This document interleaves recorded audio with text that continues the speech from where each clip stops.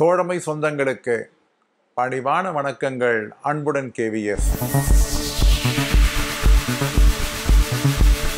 சில நாட்களாக உடல்நிலை பாதிப்பால் என்னால் புதிய வீடியோவினை வெளியிட முடியவில்லை. அதனால்தான் இந்த முக்கியமான சப்ஜெக்டான யூபிஎஸ் யூனிஃபைடு பென்ஷன் ஸ்கீம் மீது நான் வெளியிடக்கூடிய இந்த வீடியோ காலதாமதமானது, மன்னிக்கவும். தற்பொழுது யூனிஃபைடு பென்ஷன் ஸ்கீம், ஒருங்கிணைந்த ஓய்வூதிய திட்டத்திற்கான சட்ட வரையறை அரசாங்கத்தால் வெளியிடப்பட்டு இருக்கிறது. இந்த யூனிஃபைடு பென்ஷன் ஸ்கீம், அதாவது ஒருங்கிணைக்கப்பட்ட ஓய்வூதிய திட்டம் என்பது புதிய திட்டம் அல்ல. முதலில் நாம் தெரிந்து கொள்ள வேண்டியது, இது ஏற்கனவே இருக்கக்கூடிய என்பிஎஸ், நேஷனல் பென்ஷன் ஸ்கீமினுடைய ஒரு அங்கம்தான். ஓல்டு பென்ஷன் ஸ்கீம் என்பது எப்படி பென்ஷன் ரூலிலே இருக்கிறதோ அது தனி. அதே போன்று இந்த யூனிஃபைடு பென்ஷன் ஸ்கீம் என்பது இந்த நேஷனல் பென்ஷன் ஸ்கீம் ஆகிய என்பிஎஸ்ஸின் கீழே செயல்படக்கூடிய, அதற்கு கீழே இருக்கக்கூடிய ஒரு திட்டம்தான் என்பதை நாம் புரிந்து கொள்ள வேண்டும். இந்த திட்ட நகலினுடைய கெசட் நோட்டிஃபிகேஷன் முழுவதிலுமே எந்த இடத்திலுமே பென்ஷன் என்ற வார்த்தை உபயோகப்படுத்தப்படவில்லை. அனைத்து இடங்களிலும் பே அவுட் என்று, பென்ஷனுக்கு பதிலாக பே அவுட் என்று சொல்லப்பட்டிருக்கிறது. பே அவுட் என்றால் அது சாத்தியமாகுமா, அது பென்ஷனுக்கு ஈடு ஆகுமா என்கின்ற கேள்வி உங்களுக்கு மட்டுமல்ல எனக்கும் எழுந்திருக்கிறது. இதனால் நியாயமான ஓய்வூதியம் எதிர்காலத்திலே மறுக்கப்படுமா என்ற கேள்வியும் சந்தேகமும் இல்லாமல் இருந்தால் அவன் தொழிற்சங்கவாதியாக இருக்க முடியாது. சரி, தற்பொழுது திட்டத்திற்குள் செல்வோம். தற்பொழுது இருக்கக்கூடிய என்பிஎஸ் சந்தாதாரர்கள் அத்தனை பேருமே மார்ச் 31 வரை இருக்கக்கூடியவர்கள் இந்த யூனிஃபைடு பென்ஷன் ஸ்கீமிற்கு தன்னுடைய விருப்ப தேர்வினை கொடுத்து மாற்றிக்கொள்ளலாம். புதிதாக இலாக்காவிலே நியமனமாகக்கூடிய அனைத்து அரசு ஊழியரும், அதாவது 1/4/2025 முதல் 10 ஆண்டுகள் குவாலிஃபையிங் சர்வீஸ் இருந்தாலே அவர்கள் யூபிஎஸ்சியில் சேர்ந்து கொள்ள விரும்பினால் அவர்கள் யூபிஎஸ் ஆக, அதாவது யூனிஃபைடு பென்ஷன் ஸ்கீம் திட்டத்தின் கீழாக வருவார்கள். ஏற்கனவே ஓய்வு பெற்றவர்கள், அதாவது என்பிஎஸ் சந்தாதாரராக இருந்து 31/3/2025 முன்னர் பணி ஓய்வு பெற்றிருந்தால் அவர்களும் அவர்களுடைய குடும்பத்தாரும் இந்த புதிய திட்டத்தின் கீழ், யூனிஃபைடு பென்ஷன் ஸ்கீம் கீழ் அவர்கள் கொண்டு வரப்படுவார்கள். இது ஒரு மிக முக்கியமான முன்னேற்றம். ஃபேமிலி பென்ஷன் என்கிற கன்செப்ட் நேஷனல் பென்ஷன் ஸ்கீமிலே கிடையாது. இதிலே ஃபேமிலி பென்ஷன் என்பது உறுதி செய்யப்பட்டு இருக்கிறது. 60% இறுதியாக வாங்கிய பே அவுட், அந்த பென்ஷன் என்பது குடும்ப ஓய்வூதியமாக வழங்கப்படும் என்கின்ற உத்தரவாதம் இதிலே அளிக்கப்பட்டு இருக்கிறது.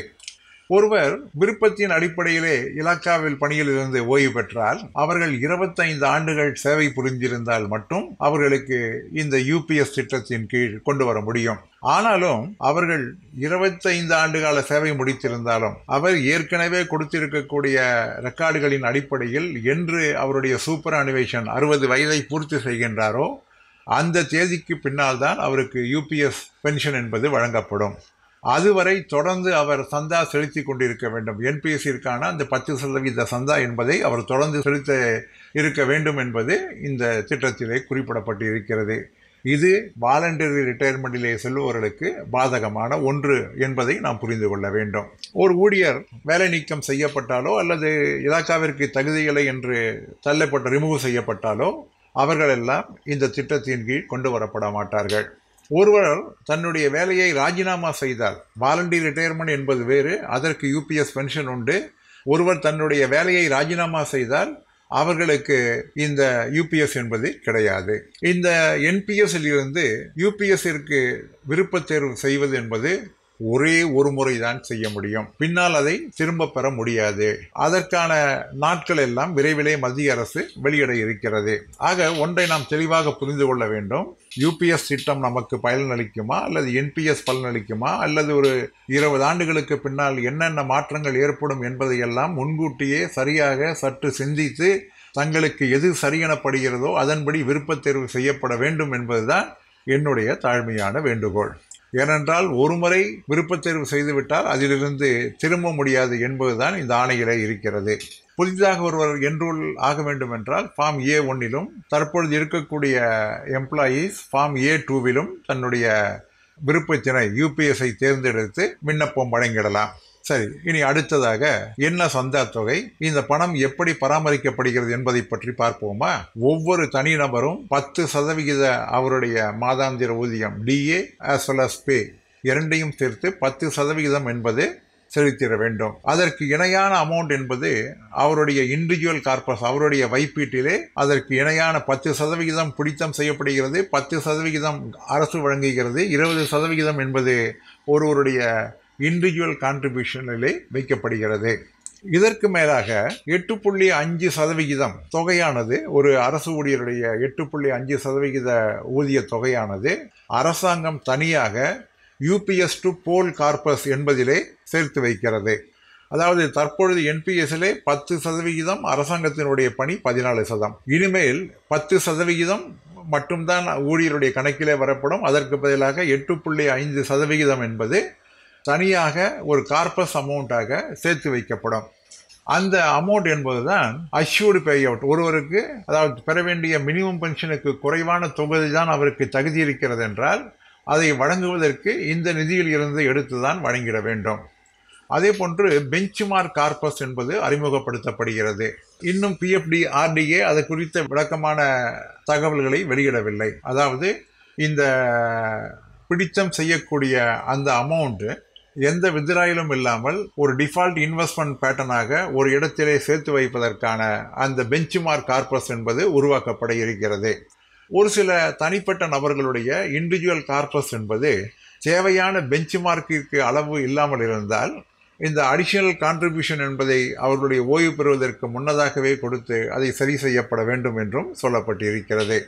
த இம்பேக்ட் ஆஃப் ஷார்ட்ஃபால் என்பது பூர்த்தி செய்யப்படவில்லை என்றால் அவர்களுக்கு கிடைக்கக்கூடிய அஷ்யூர்டு பே அவுட், அந்த குறைந்தபட்ச ஊதியம் என்பது அதற்கேற்ப குறைக்கப்படும் என்றும் குறிப்பிடப்பட்டு இருக்கிறது.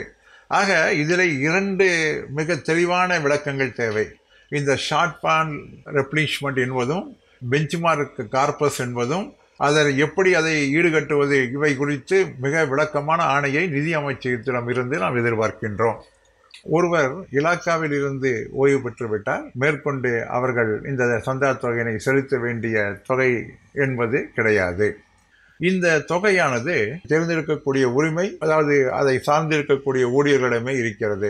அவர்கள் எந்த பென்ஷன் ஃபண்ட் யாரை வைத்துக் கொள்ளலாம் என்பதை அவர்கள் டிஃபால்ட் ஆப்ஷனாக குறிப்பிட வேண்டும். வருடத்திற்கு ஒரு முறை அவர்கள் விருப்பப்படி மாற்றிக்கொள்ளலாம். 100% கவர்மெண்ட் செக்யூரிட்டிஸ் கீழாக அவைகளை கொண்டு வரலாம். லைஃப் சைக்கிள் பேஸ்டு ஸ்கீம் என்பதிலே கன்சர்வேட்டிவாக அதிகபட்சம் 25% ஈக்குவிட்டி, மாடரேட்டிலே மேக்சிமம் 50% ஈக்குவிட்டி ஆகியவைகளை நாம் பெறலாம்.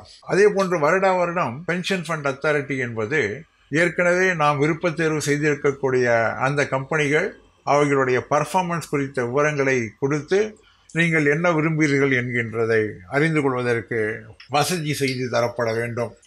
ஒருவர் பணி ஓய்வு பெற்ற பின்னால் அவர்களுக்கு அஷ்யூர்டு பே அவுட் கால்குலேஷன் என்பது எப்படி இருக்கும் என்றால், அஷ்யூர்டு பே அவுட் என்பது குறைந்தபட்ச ஓய்வூதியம் என்றே நீங்கள் எடுத்துக்கொள்ளலாம்.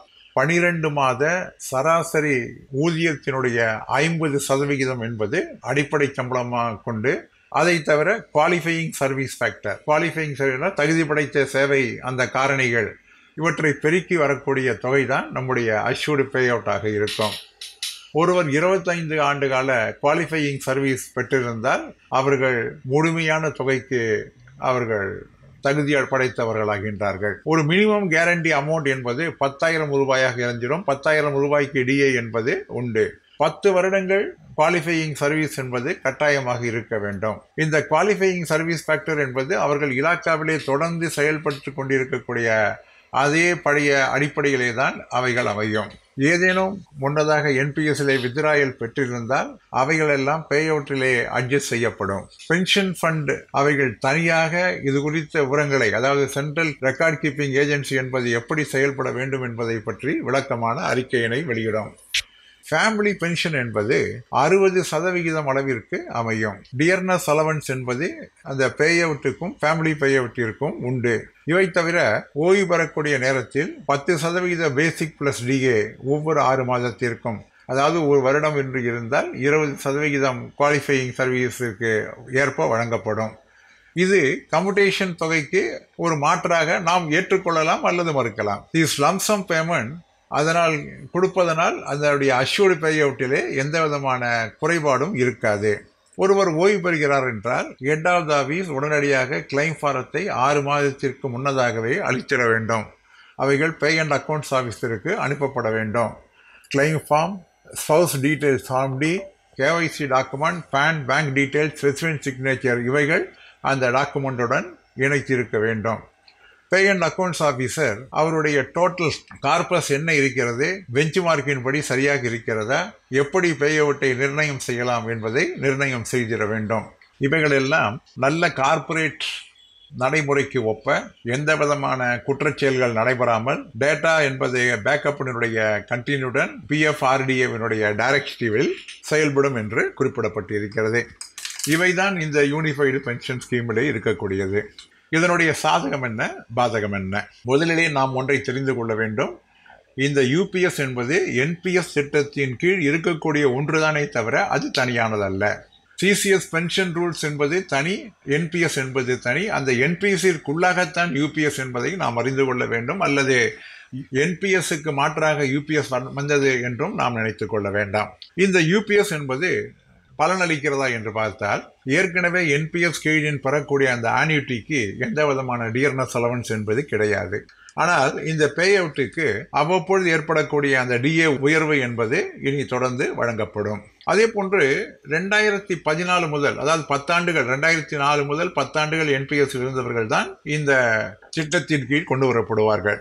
2014 முதல் 2024 வரை கடந்த 11 ஆண்டுகளிலே ஏராளமான அஞ்சல் தோடர்கள் ஓய்வு பெற்று இருக்கின்றார்கள். ஏனென்றால் தபால் துறையிலே அவர்களுடைய ரெகுலரான இலாக்கா ப்ரொமோஷன் என்பது 50 வயதை எட்டுகின்ற அளவிலே தான் கிடைத்திருந்தது ஒரு 10 ஆண்டுகளுக்கு முன்னால். அவர்கள் எல்லாம் பணி ஓய்வு பெற்று இன்று மாதத்திற்கு 1500 ரூபாய், அதிகபட்சம் 2500 ரூபாய்க்கு மேலாக எந்த ஆனிட்டியும் பெறவில்லை என்பது வெளிப்படையான உண்மை. இவர்கள் எல்லாம் அந்த பழைய தேதியிட்டு 10,000 ரூபாய் மினிமம் என்கின்ற அந்த தொகையானது வழங்கப்பட்டால் அவர்களுக்கு நிச்சயமாக பலனளிக்கும். இவர்களுக்கு அரியர்ஸ் உண்டு. அந்த அரியர்ஸிலே இவர்கள் ஏற்கனவே அந்த பெற்றிருக்கக்கூடிய தொகை இவைகளெல்லாம் மைனஸ் செய்து மிச்ச இந்த ஓய்வூதியமானது தொடர்ந்து வழங்கப்படும் என்று சொல்லப்பட்டிருக்கிறது. இந்த மினிமம் பென்ஷன் என்பது ஒரு உள்ளபடியே ஒரு சமூக பாதுகாப்பிற்கான ஒன்று என்பதிலே மாற்றமில்லை. ஃபேமிலி பென்ஷன் என்பது நேஷனல் பென்ஷன் ஸ்கீமிலே கிடையாது. இங்கே ஃபேமிலி பென்ஷன் என்பது உத்தரவாதம் தரப்பட்டு இருக்கிறது. அதனால் அரசு ஊழியர் இறந்த பின்னால் அவருடைய குடும்பத்திற்கு தொடர்ந்து மாதந்தோறும் ஒரு ரிலீஃப் கிடைக்கும் என்பதிலே நிச்சயமாக வரவேற்றிட வேண்டும். அதே போன்று ஒரு வருடத்திற்கு 20% பே என்பது எந்த விதமான பென்ஷன் குறைபாடு இல்லாமல் தனியாக வழங்கப்படுகிறது என்பதும் கூட நாம் பாராட்டிட வேண்டிய ஒன்றாகும். இதில் இருக்கக்கூடிய பாதகங்களை கணக்கிட்டோமேயானால், வாலண்டரி ரிட்டையர்மெண்டிலே செல்பவர்கள் அவர்களுடைய சூப்பரானுவேஷன் தேதி வரை காத்திருந்து அதற்கு பின்னால் பெற முடியும் என்பது ஏற்றுக்கொள்ள முடியவில்லை. இந்த டாப் அப் என்பது ஊழியர்கள் எப்படி செலுத்த வேண்டும் என்பதற்கான விவரங்களை இதுவரை வெளியிடப்படவில்லை. அந்த விவரங்கள் பலனளிக்குமா அல்லது பாதிப்பாக இருக்குமா என்பதை பற்றியெல்லாம் பின்னர் தான் நம்மால் உணர முடியும். அதே போன்று ஒவ்வொரு பே கமிஷன் வருகின்ற நேரத்திலே கூட இந்த NPS அதில் உள்ளடங்கிய UPS குறித்த மாற்றங்கள் பற்றி விவாதிக்கப்பட வேண்டும் என்கின்ற கோரிக்கையும் கண்டிப்பாக எழுப்பப்பட வேண்டும். ஆக மொத்தத்திலே இந்த திட்டமானது மோசமானதாக இல்லை. ஓல்டு பென்ஷன் ஸ்கீமிற்கு மாற்றாக எந்த திட்டமும் வர முடியாது. This the ultimate demand. Old pension scheme என்பது அனைவருக்கும் வழங்கப்பட வேண்டும் என்கின்ற அந்த கொள்கையிலே எந்த விதமான சமரசமும் உரணும் எந்த தொழிற்சங்கத்திற்கும் இருக்க முடியாது.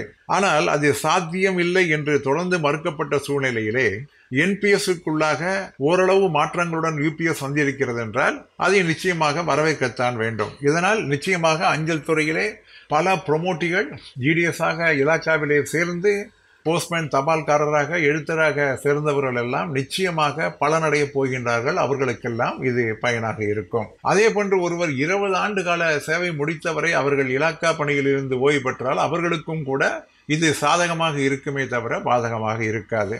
ஒருவேளை 25 அல்லது 30 ஆண்டுகள் பணி முடியக்கூடிய நேரத்திலே அவர்களுக்கு கிடைக்கக்கூடிய அந்த கார்பஸ் என்பது மிக அதிகமாக இருந்தால் அதன் மூலம் ஈக்விட்டி மூலமாக அதை பெற முடியுமா என்கின்ற சிந்தனை நிச்சயமாக எழக்கூடும். அப்படி எழக்கூடிய நேரத்திலே அது உத்தரவாதமாகுமா, குடும்ப ஓய்வூதியத்திற்கு அவையில் வருமா, இது போன்ற கேள்விகளும் நம்மிடம் எழும்பாமல் இருக்க முடியாது. ஆக UPS என்பது ஓல்டு பென்ஷன் ஸ்கீமுக்கு ஒரு மாற்றாக இருக்க முடியாது. அதே நேரத்திலே இன்னும் 20 ஆண்டுகளுக்குள்ளாக இந்த திட்டத்திலே பல்வேறு விதமான மாற்றங்கள் நிச்சயமாக வரக்கூடும். என்பிஎஸ் அறிமுகப்படுத்தப்பட்ட ஆரம்ப காலத்திலே கிராஜுவிட்டி கிடையாது என்று சொல்லப்பட்டது. அதே போன்று பல்வேறு விதமான, அதாவது உடல் டிசபிலிட்டி ஆனவர்களுக்கெல்லாம் பென்ஷன் கிடையாது என்றெல்லாம் சொல்லப்பட்டது. அத்தனையும் மாற்றி பல முன்னேற்றங்களை பெற்றிருக்கின்றோம். இப்படி யூபிஎஸ்சியில் இருக்கக்கூடிய குறைகளை களைந்து நிச்சயமாக இன்னும் ஒரு 10 அல்லது 15 ஆண்டுகளுக்குள்ளாகவே அந்த ஓபிஎஸ் மாடலுக்கு கொண்டு வரக்கூடிய வாய்ப்புகளும் இருக்கிறது என்பதையும் நாம் ஒதுக்கிவிட முடியாது. ஆக நாம் விருப்பத் தேர்வு செய்கின்ற பொழுது எது நமக்கு பலனளிக்கும், எது பயனளிக்காது என்பதை நாம் சரியாக கணக்கிட வேண்டும். பங்குச்சந்தை ஏற்றங்களிலே அல்லது இறக்குமுகங்களிலே நமக்கு ஏற்படக்கூடிய லாப நட்டங்களையும் நாம் கணக்கில் எடுக்க வேண்டும். குடும்பத்திற்கு ஒரு சோசியல் பாதுகாப்பு என்பது இதிலே உறுதி செய்யப்படுவதனால் அதையும் நம்முடைய கணக்கிலே கொள்ள வேண்டும். ஆக விருப்பத் தேர்வு செய்கின்ற தோழர்கள் மிக ஆழமாக சிந்தியுங்கள். எது நமக்கு சரியான திட்டம் என்று படுகிறதோ அதற்கு பின்னால் முடிவெடுங்கள். அவ்வாறு முடிவெடுவதற்கு முன்னால் ஒரு முறைக்கு பல முறை இதனுடைய ப்ராஸ் அண்ட் கான்ஸ் இரண்டையும் சரியாக சீர்தூக்கி பார்த்து முடிவெடுக்கவும் என்று கூறி முடிக்கின்றேன். மீண்டும் சந்திப்போம். அன்புடன் KVS.